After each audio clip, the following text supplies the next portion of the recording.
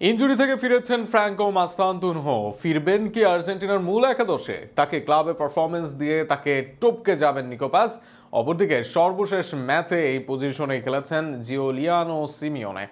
তিনি থাকবেন কি মূল একাদশে? সব মিলিয়ে এই তিনের মাঝে কাকে দেখা যাবে অ্যাঙ্গোলার বিপক্ষে আর্জেন্টিনার শুরুর একাদশে, তা নিয়ে থাকছে প্রতিবেদন। ধারণা করা হচ্ছিল সর্বশেষ দুই ম্যাচের এক ম্যাচে অন্তত আর্জেন্টিনার শুরুর একাদশে থাকবেন ফ্রাঙ্কো মাস্তানতুনহো। এর আগে ক্লাবের হয়ে নিয়মিত শুরুর একাদশে ছিলেন মাস্তান, আর সেটার প্রতিদান স্বরূপই তাকে শুরুর একাদশে রাখতে চেয়েছিলেন স্কালোনি। এমনকি স্কালোনির বিশ্বকাপের একাদশের প্ল্যানেও ছিলেন, তবে মাস্তানের জন্য দুর্ভাগ্য হয়ে এলো ইনজুরি, যে কারণে আর্জেন্টিনার হয়ে নামা হয়নি মাঠে। ইনজুরি থেকে ফিরে ক্লাবের হয়ে ম্যাচ খেলেছেন 3টি।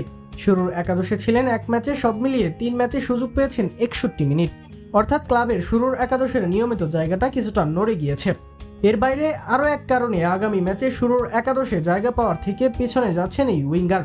মূলত মাস্তানতুনহুকে উইংয়ে রাখা হয়েছে তার ওয়ার্ক রেটের কারণে, কিন্তু অ্যাঙ্গোলার মতো দলের বিপক্ষে আক্রমণাত্মক খেলতেই পছন্দ করবে আর্জেন্টিনা দল।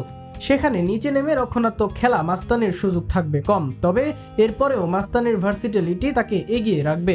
এছাড়া জাতীয় দলে মার্চের আগে নেই সূচি, এই সময়ে মাস্তানকে পরীক্ষা করাতে চাইবেন কোচ, তাই শুরুর একাদশে থাকলেও থাকতে পারেন এই রিয়াল মাদ্রিদ উইঙ্গার। যেখানে মাস্তানের না সেখানেই যেন হ্যাঁ নিকুর জন্য। নিকু ক্লাবের শুরুর একাদশে নিয়মিত মুখ, আছেন দুর্দান্ত ফর্মে। আক্রমণ ভাগে নিকুর ক্রিয়েটিভিটি অসাধারণ। নিকুর মতো একজন অ্যাঙ্গোলার মতো দলকে বিপদে ফেলতে পারেন। ডান দিক থেকে মেসি নিকু জুটি প্রতিপক্ষের বিপদের কারণ হতে পারে। এর আগে আর্জেন্টিনা দলে সুযোগ পেয়ে অ্যাসিস্ট আছে নিকুর। এর বাইরে কুমোর হয়ে মৌসুমে 8 ম্যাচে 8 গোল অ্যাসিস্ট তার। এমন একজনকে নিতে চাইবেন যে কোনো কোচ, আর সেটাই হয়তো করবেন আর্জেন্টাইন কোচ স্কালোনি। নিকুর দিকে থাকবে বড় ভোট, তবে তাকে প্রতিদ্বন্দ্বিতা দেবে অ্যাটলেটিকো মাদ্রিদে খেলা সিমিওনে। সর্বশেষ ম্যাচে আর্জেন্টিনার হয়ে শুরুর একাদশে ছিলেন, শেষ 2 ম্যাচে 1 অ্যাসিস্টও আছে তার। এছাড়া ক্লাবের হয়ে শেষ 3 ম্যাচে 2 গোল অ্যাসিস্ট। শেষ ম্যাচে লা লিগায় রিয়াল বেটিসের সাথে পান গোল। তার গতি ও ড্রিবলিং ছোট দলকে ফেলতে পারে বিপদে। সবকিছু মিলিয়ে তিনিও দারুণ পছন্দ।